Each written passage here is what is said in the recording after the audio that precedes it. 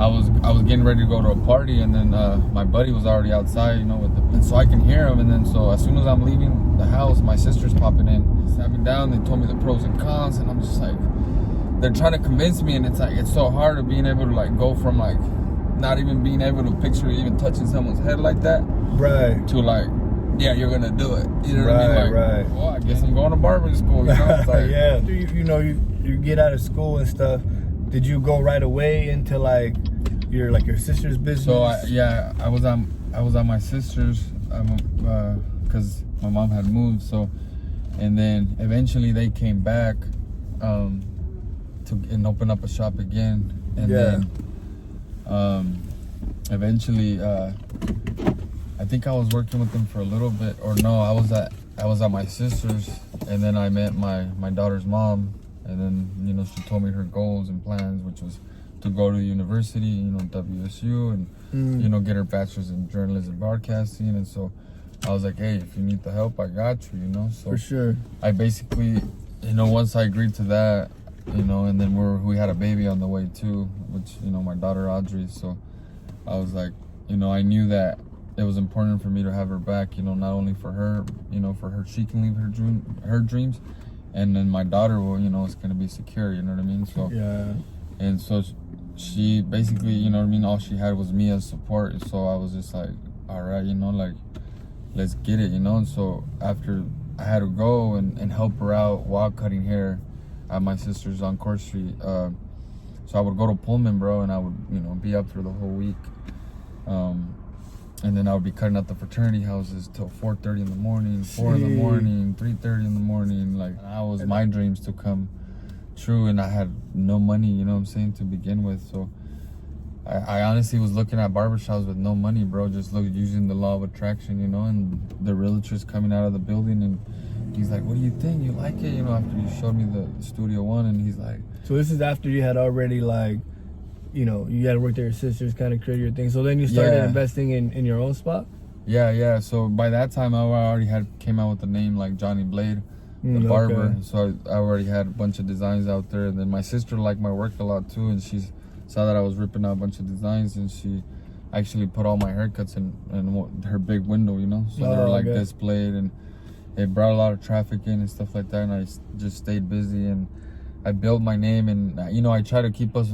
The reason I would come during the weekend was that I was trying to keep as much clients as I could. I got you. You know what I mean? So when I do come and I'm here full time now, I at least saved, you know what I mean? Like, let's say the pie was this big. But you got a little... At least a little bit, instead of having to start from scratch. Right, you know what I mean? No, that makes sense. And it was a big sacrifice, you know, But yeah, so after that, you know, I had to come down and I tried to open up my own spot, but I had no money. I got the realtor right there, you know, showing me the spot, and I still got no money, and I'm looking at Studio One, like, you know what I mean, trying to open this thing. I have no money for no business license. I have no money for no barber chairs. I got no money. I mean, I didn't even know what I was gonna eat that day, bro. Yeah, right, yeah. And that's something that a lot of people don't know. And then the realtor's like, so what do you think? You like it? You want to take it? And I'm like, yeah, I'll take it.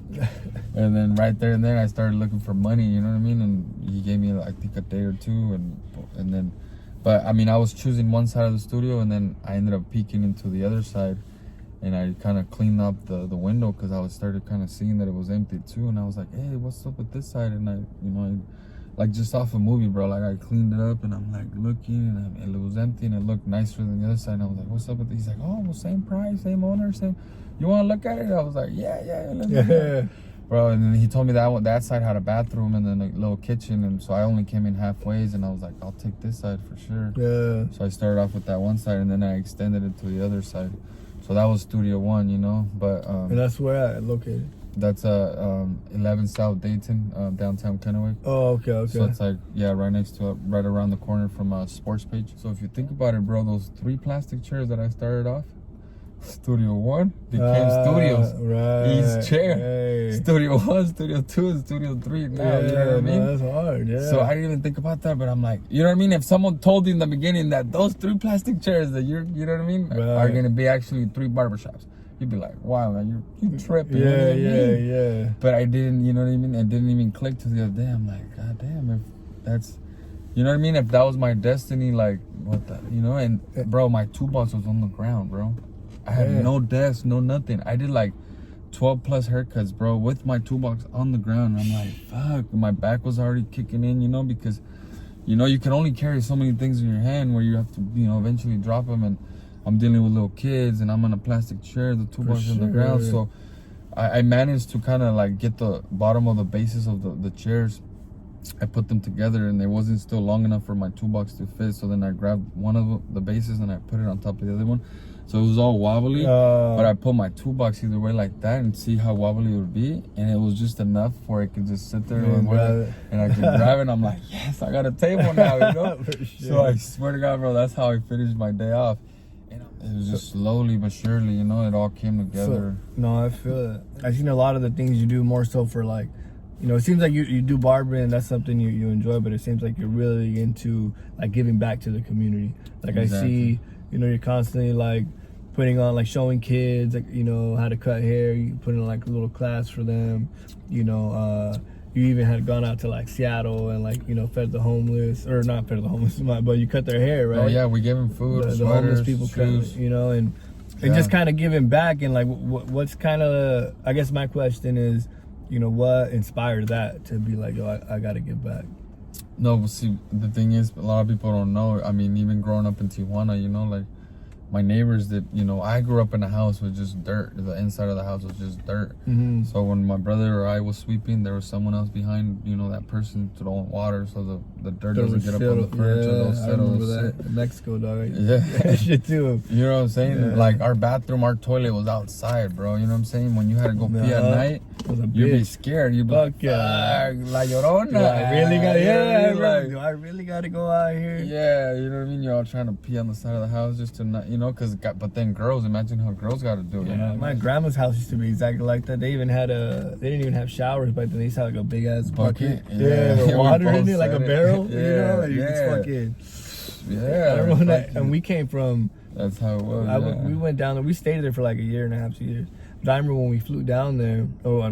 Drove down there actually. When we got there though, you know, we came from here, from the U.S. There were showers, and you know, I had to draw. Like, it was a culture shock to me. Yeah, me too. So I fucking get there, and like you said, there's fucking there's dirt inside the house. There's the bucket shit threw me the way off though. They're like, you know, when you got a shower, you come out here, you know, just get the bucket. I'm like, they gotta be fucking with me. and then you're taking a shower, and then you see a rat passing by. Yeah, like, bro. What the? We used to see iguanas, not rats. We would see like, you know, I had never seen fucking lizards and shit out there like close. They'd be everywhere, dog. You know what I mean? And I remember that, but you know, thinking like I remember the time was a trip, but thinking back on it, you know, it's kind of dope because it just made you appreciate things so much more. Like that the bathroom story, where I relate to that 1000%, because. That was, you know, especially when you're a kid, you're like, fuck. But you know, I just want to throw that in. No, So you grew up in Tijuana? Yeah. So I grew up with nothing. Were you born there? Yeah. Oh, okay. Bro, my mom stole me from the hospital. Like me and my brother. You know, my brother has his own. You know, he's got a master's, looking at being the next president at UW, and like, you know, it blows me away. But like, well, in Mexico, bro, when you have your kid, you can't take your kid home with you until everything's paid off. Like all your bills are paid off. I swear to God. No, so Amari had no money. So she's like, I didn't know that. Yeah, dog. So the doctor's like, all right, well, hey, well, you can take your own kid with you, dog? You can't wait. They was like, you just gotta stay there until you pay everything off. What the fuck? It's gonna be like a senior and shit. Hey, I finally paid off. Like, hey, bringing this diploma. Bro, shit, you gotta like, put the kid on layaway? That's fucked up. Pretty much, bro. So my mom's like, hell no, that's not. I'm not gonna do that. So when the doctor would leave to like go sign off the paperwork, she's like, because they would tell her, all right, well, I'm gonna go take this paperwork, and then when I come back, I'm gonna have you sign this and this, and then pay, and you take your kid. And so when the doctor left to go do all that, she would walk out the room, and she would look on the hallway and see if anyone was watching, and she would grab the kid, and she would walk out through the back of the office. That's wild, man. Of the clinic, and then so, but then, you know, after a week or two, she would go back and she would apologize, and you know, and the doctor would just never even gone back. I'm like, fuck that. The doctor would just laugh like, I can't believe you did that, and then like, but he respected her, you know what I mean? And so he paid her off, but she had already done that with my brother, bro. So when she did it again too, Like again? she's like, again. She's like, I'm sorry, I'm so broke. I don't got money, Yeah. but I am not leaving my kid. I got events every like 5, 6 events, 7 events every year that they have to do with giving back. So no matter what, I'm already got like 7 events planned here on my studios. Like right now we're doing a coat drive. We're collecting coats. Coats for like if you got a Coats, jacket, my bad, yeah. you know what I mean, jackets, sweaters that you cool. don't wear no more. Like you can come in at all 3 locations. I got boxes, flyers. All the coats are gonna go. The jackets are gonna go to the homeless and That's Pasco. dope, man. You know what I mean? So I did that last year and we had a huge turnout. So we're doing it again. Then so now, last year it was only in 2 studios. So now I'm doing it all 3.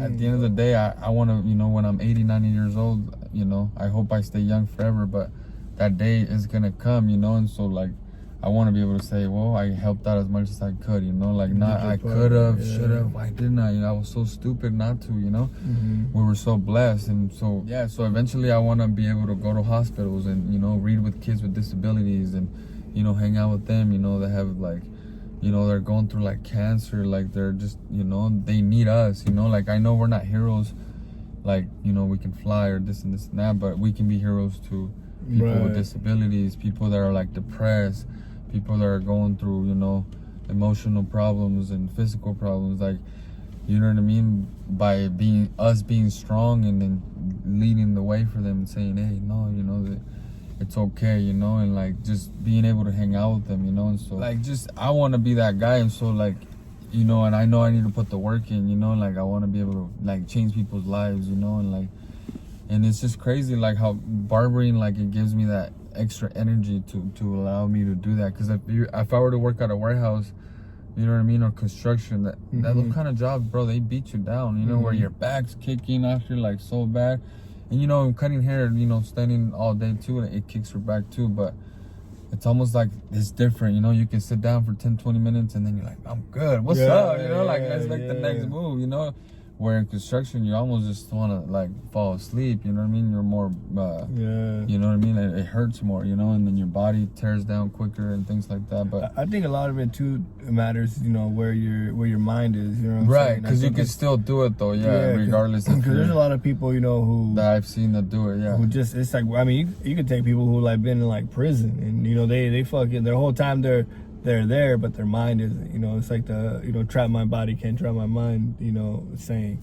I think that's what it is. I think it's more so like you had a vision, and a lot of times I think people don't see that vision, or they feel like they can't achieve whatever vision they do have. I feel everybody gets a vision of what they can achieve or be or whatever, but that's the thing is, if you don't take that first step into that vision, it'll never come to fruition. You know what I mean? Because you need to make some kind of move, because that's the only way like anything works, like, especially like with the universe or God or whatever, things have to be in a movement, and if you don't take that first step, then it's just stagnant, it's just like water, if water's still, nothing happens, but once there's like flow, you start feeding, the trees and everything else, and it just goes that way. So to me, that's what I think it is. I think you need to have a vision in order to and make a move on that vision. Like, don't be afraid to, oh, it's because of this, it's because of my job or my circumstance, like that. That's the petty stuff. That's the small stuff, so. No, yeah. So then I got this spot, and I was just, it's in the back, but I already had a name out there for myself. So I was like, you really can make it anywhere, bro. It's not about having the right location, it's about having the right information. You know what I mean? So you can cut behind a garbage can, bro, and if you're, still doing the best you can and showing love, people are gonna come see you behind a garbage can. You know what I'm saying? It don't matter where you're at, If you give out quality work, and kindness, you're gonna be okay, Well, I appreciate you, No, bro. I appreciate you, bro. Dope, for man. real. Thanks for your time, Thank you, man. bro. That's dope, man.